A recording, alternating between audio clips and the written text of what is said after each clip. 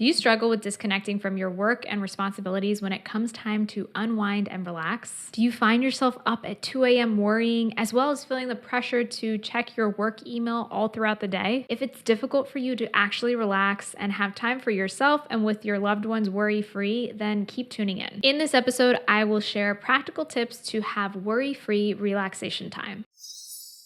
This is episode number 113, How to Relax Without Stress. Welcome to Calmly Coping. My name is Tati Garcia, and I'm a licensed therapist and coach specializing in high-functioning anxiety. I help high achievers let go of anxiety, stress, and overwhelm so they can feel calm, balanced, and confident from within. Thank you so much for tuning in. One thing that is super important to help you relax without the worry, without the stress, without the guilt is putting boundaries in place. And by setting boundaries, I mean drawing lines as to what is work time, what is personal time, and also making behavior changes that support these boundaries that you're putting in place. Because if you think about it, if you're constantly checking your work email or always thinking about work or even your chores or even the things that you have to do, it's going to be difficult to actually relax and be present. And you're always going to feel this internal pressure to just keep going and keep doing more. And that's going to turn into guilt, and it's going to turn into feeling like you're never doing enough or like you need to be doing more. And so then the cycle just never ends. So first, you just need to recognize why this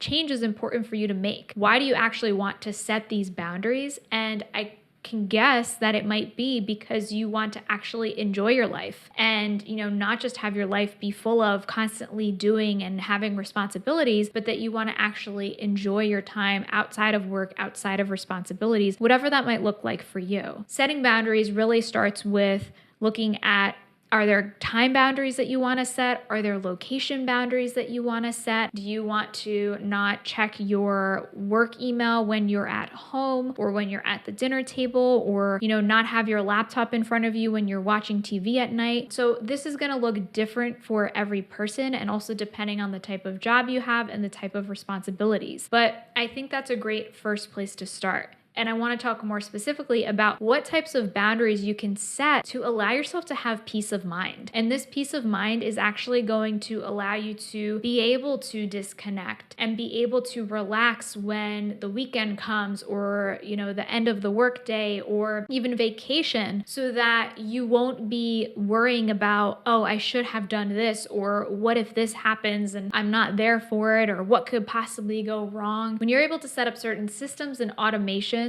to give yourself this peace of mind and also allow things to be okay and remind yourself that things are going to be okay when you're not able to be there, then this can really help you to fully relax when you're not at work. And I think this is something that, a lot of people might overlook. So there is the mindset piece of looking at how can you just mentally disconnect from work and unwind and unplug. And we're going to talk about that in a little bit. But first, I think it's important to set certain things in place so that you're not in a situation where you're like, well, what if I get an important email and they think I'm ignoring them, or whatever it might look like. So it's important to be intentional with the boundaries you set and either set up these systems that I'm going to talk about right now, or to communicate what those boundaries might look like to other people. So some examples might look like setting an email autoresponder when you're going to be away, or maybe on the weekends, or maybe all the time. I've suggested this to certain clients, and I've seen people do this where they have an email autoresponder on all of the time because they might be getting so many emails and they want to direct people in a certain direction. So, you might clarify, if you're contacting me regarding this situation, here's a link. And so this can also help to declutter your inbox so that people are self-servicing and identifying what it is that they might need based on this automated system that you have set in place. And so this can just relieve some stress and pressure from you as well. Another example might be setting up a voicemail autoresponder, let's say when you're out of the office. This might seem simple and straightforward, but sometimes just doing something like that can help you have peace of mind, because then all right, I've communicated this to anybody who might reach out to me, so they are informed, they know when I'm going to return to the office, and you're setting those expectations, which is going to relieve any stress and worry that might come up for you if you hadn't put that in place. Another example might be automated services, and these could apply to your personal life. So maybe you get automatic grocery delivery or automatic bill pay or phone reminders or recurring tasks in your calendar. These are things that you can set in place once, and then it can relieve the worry and the stress that might come up of having to remember this. And that's going to then, in another way, allow you to enjoy your relaxation time, your time with friends and family and loved ones, so that you're not having to worry about as many of these things as you might have before. Again, it's going to look different for everybody, so find what works best for you. These are just some examples of ideas. Another way that you can set up and communicate boundaries is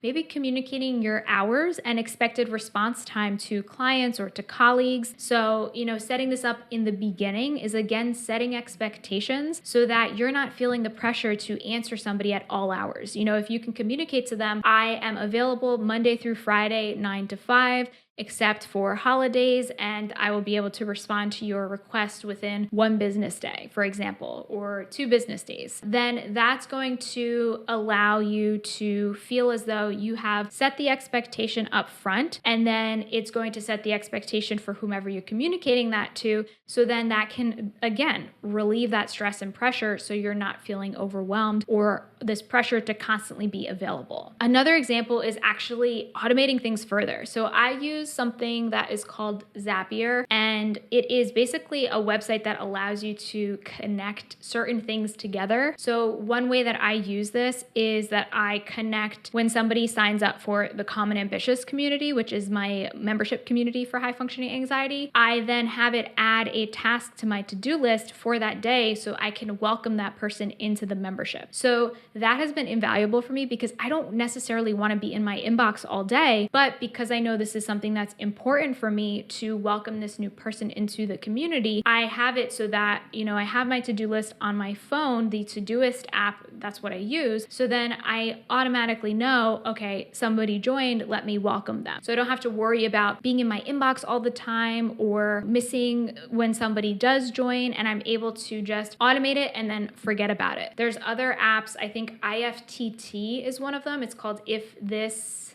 Then That, I want to say. And that is another way that you can connect apps. So let's say if you have an email coming in and you want to have it be automatically transported into a spreadsheet, or, there's numerous things that you can do. You can even connect, I think, smart objects in your home and have them do different things. So there's so many things you can do with automation that I could go on about forever. I'm not even familiar with all of them, but this is just one way that you can set things up, and it's going to relieve some of that mental pressure and stress that you might feel and give you that peace of mind that's going to allow you to relax and go away from these responsibilities and your career and whatever else you have going on in your life and truly enjoy your time without the worry. So once you have put those things into place, then the next step is trusting them and then letting go. So first, trusting that things aren't going to fall apart if you step away for a little bit, or if you don't check your email in the middle of the night. Things aren't going to fall apart. You're probably not going to get fired, I hope.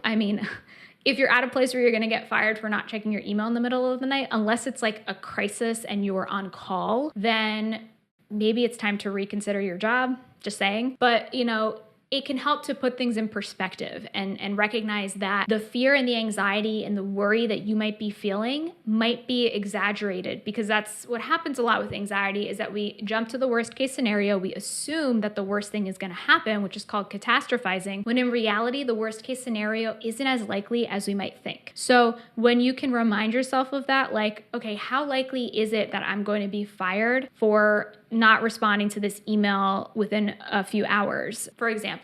Again, depends on your job, your situation, but most likely it's not going to happen just like that. And so that can help to calm some of your worries as well, and trust that you've put these systems in place. Trust that they will be working for you, whether that is other people. Another one that I forgot to mention is delegating. So you can also have somebody else responsible when you're not available, somebody else that is going to pick up the slack for you or be there if it is the type of job or situation where you need that. It's also important to trust that you don't need to be worrying about things, mentally planning things, or preparing for things when you're not actively doing those things. So a lot of times that worry and anxiety makes us feel like I need to be thinking about this. I need to be thinking of ideas when I'm in the shower, or I need to be planning what's going to happen. But really, all of that excess overthinking and worrying and planning about things just adds to the stress and anxiety you're probably already feeling. So that's another situation where it's important to trust that it's not necessary to do those things to move ahead. And actually, you're probably going to do better when you're able to disconnect from that planning, from that worrying, and be fully present for your personal time and be fully present for your work time. So the next step is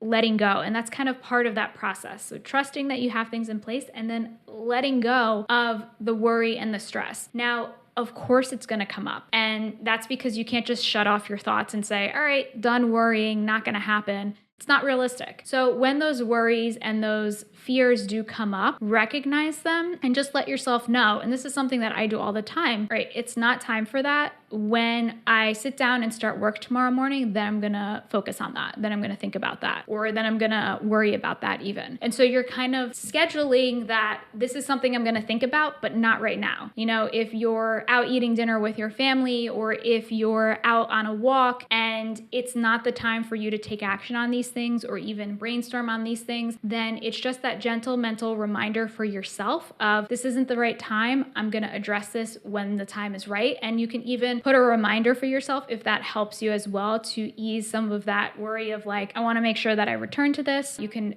schedule it in your calendar. You can add it to your to-do list, whatever works best for you. So doing these things is really only going to help you in the long run if your goal is to relax and enjoy your life. The thing is that hustle culture and workplaces where the expectation is to constantly be available and constantly be working can be toxic. And those are the types of scenarios that lead to burnout. I've worked with so many clients where they've had these expectations to always be available. And, you know, in these corporate workplaces where there's a lot of pressure and you want to be seen as doing your part and being visible and always contributing more, then it can turn into this endless hamster wheel that ultimately results in you going into a place of burnout. If that is the situation for you, then I think it's important to look at within your situation, are there any boundaries that you can set? And how much of the pressure that you're feeling is coming from external sources, and how much of it are you just putting on yourself? Because I think that a lot of times we can put a lot of pressure on ourselves and think that things have to be this way, when in reality, just because you see other people doing things a certain way doesn't mean that you have to do things that way. Doesn't mean that terrible things are going to happen. So really doing what works best for your personal scenario. And if you are looking for more support on this topic, I have an entire section in my Calm, Balanced, and Confident program, which I am actually doing a revamp to and launching in a new way. And if you're catching this live in August, September 2022, then it's available for you now, and you can click on the link below to learn all about it. But I have an entire section on balancing your time and energy, and that includes things like setting up systems for you to have that peace of mind and for you to be more organized and more efficient with your time so that you can actually enjoy your personal life and enjoy your life in general. So if you're interested in learning more, you can click on the link below. And if it is beyond that time, then you can send me a DM and I can give you access to it because I'm not going to have it publicly available all the time. You can DM me on Instagram at Tatiana@GLPC and DM me the word freedom, or you can contact me on my website. I'm also going to leave a link for that in the description. And you can send me the word freedom. Let me know you're interested in learning more about the Calm, Balanced, and Confident program. Your action tip for this episode is to reflect on what changes, systems, or boundaries might be helpful for you so that you can have that peace of mind and then enjoy your relaxation time. Then experiment with them and see what works best for you. I hope that you found this episode helpful. We can continue the conversation at my free Facebook community, Calmly Coping. I'd love to hear your thoughts on what will allow you to have worry-free relaxation time and which of these tips did you find helpful. You can go to calmlycoping.com/group to join us. And while you wait for next week's episode, I have other episodes about decreasing anxiety, adopting a healthy mindset, and managing your time and energy. So be sure to check out these episodes here. Thank you so much for tuning in today, and until next time, be calm.